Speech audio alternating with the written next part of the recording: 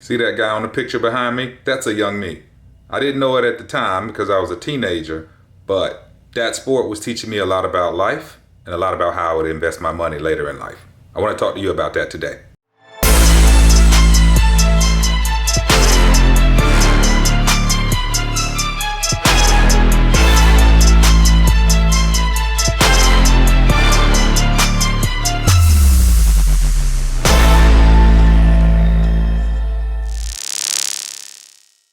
What's up, everyone? Thank you for stopping by the Achieve Financial Coaching channel, where we believe in breaking the chains of debt and talking about all things related to personal finance. My name is Kenny Simon. I am your personal finance coach, and today I want to talk about sports a little bit.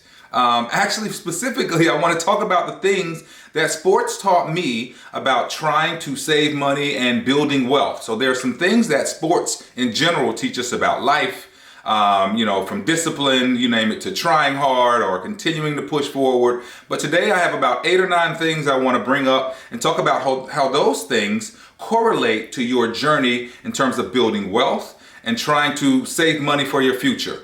Please like this video, subscribe to the channel, and drop a comment. Now let's get started.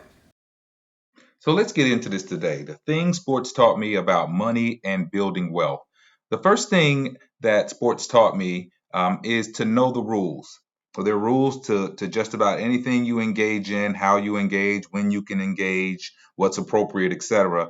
And it is definitely worth your time to learn and know the rules. The second thing is to have a game plan. So once you know the rules and you've studied a little bit about your quote unquote competitors, then you need to set up a game plan. Don't just go flying blindly in there without a plan. Some people's plan is a budget. I know that's a part of my plan. That's a piece of my plan, right? Also, the third thing is it takes practice. So this is not going to come to you overnight. It's not going to necessarily be the easiest thing to do. Sports taught me that, when you're working on anything in life, including money and building wealth, it takes practice to get some things right. It takes you putting in some effort and some work.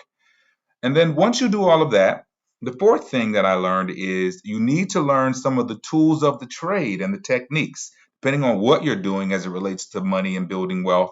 There are some different little things you can do and try based on your preferences as well, right? Certain tools you may like that your friend doesn't like.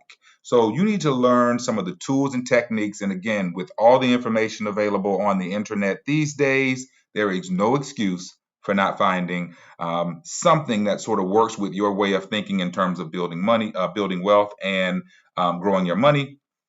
And then this one I like a lot. Play your position. We see a lot of talking heads, influencers, celebrities that all want to talk about the 6 ways that they got rich or my 7-step process or something like that. Listen, you need to know your style, your preferences, what you have in terms of what you can invest in something. And you need to stay in your lane. You need to play your position. You need to do something that works for your very unique situation. It's fine to read books and listen to people like me talk about money in general, or how you build wealth or how you establish a real estate empire. But you need to make sure you're applying that through a filter that is something that you, based on your abilities and your desires, can achieve. Okay. The next thing I would say is to get a coach. I don't care how experienced you are in anything. There is always someone who has probably a little bit more experience, a little bit different approach to doing some things. And so you want someone that can kind of be a mentor or a coach and kind of give you advice, even if it's someone you don't know personally. You may follow a YouTube channel or a blogger or someone who just doles out good advice, but get you a coach, because you cannot figure this thing out on their own. And contrary to what a lot of people think, you are not self-made. No one is. You may have, had some sleepless nights and done a lot of hard work, but you are not self-made. Someone helped you along, whether it was them talking to you, you reading a book, you hearing something they did, or you watching them fail at something. But get you a coach. Next thing, right along the lines with getting a coach, is to get an accountability partner. So sports taught me that, the team is important. You all have unique skill sets.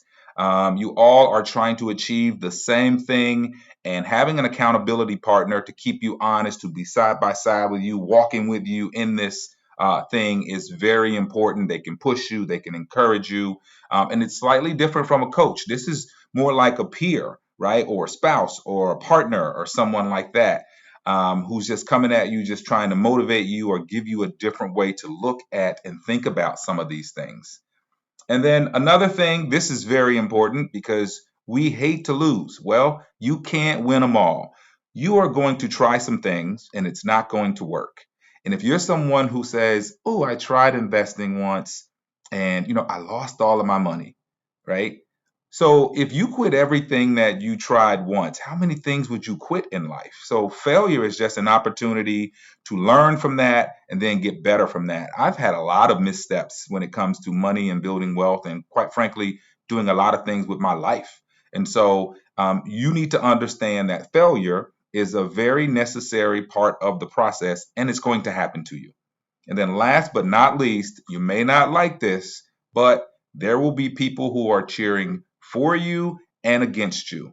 Believe it or not, even people that you have helped along the way, you've never done a harmful thing to someone, there are going to be some people that hope this just does not work out for you. So you need to get your mind right and not really care about what those people think. You need to handle your business based on your goals, but there will be some people who will be encouraging and very happy, genuinely happy for you. And there will be some people who just can't wait to see if the latest thing that you're doing is not going to work. So that's it. There were 9 things we just discussed that are things that I personally learned in sports that taught me about how to save money, how to think about investing in money, and how to continue this lifelong journey, basically, because the journey really never ends. You never get to the point to where you say, okay, now I think I'm going to stop. You're always striving to get better. You're always striving to live a better life. You're always striving to have more to leave for your family, not more in a selfish way, but you want to leave for your family. You want to help others.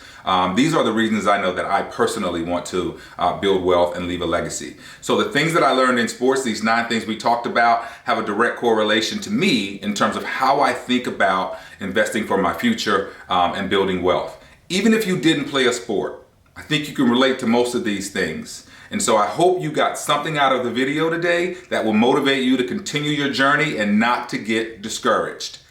Remember, you can achieve much greater things than where you are today if you're willing to put in the work. Conceive it, believe it, and then achieve it. We'll see you next time. If you like today's video, please subscribe to the channel, like the video, drop a comment, and share it with some friends. You never know who may need to hear this message. I'll see you on the next video.